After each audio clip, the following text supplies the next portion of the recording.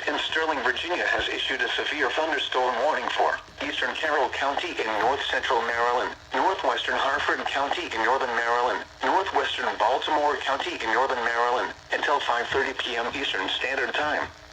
At 4:45 p.m., a severe thunderstorm was located near Gamber, or near Westminster, moving northeast at 45 miles per hour. Hazard, 60 miles per hour wind gusts. Source, radar indicated. Impact, damaging winds will cause some trees and large branches to fall.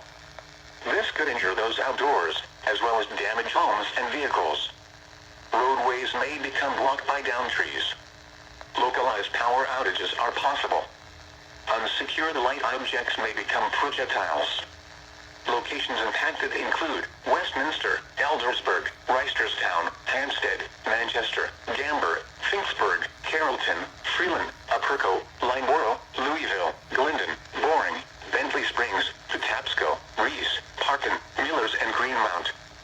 Get indoors to protect yourself from wind and lightning. Trees around you may be down from damaging winds, so if you are near large trees, move to an interior room on the lowest floor. Don't drive underneath trees or in wooded areas until the threat has passed.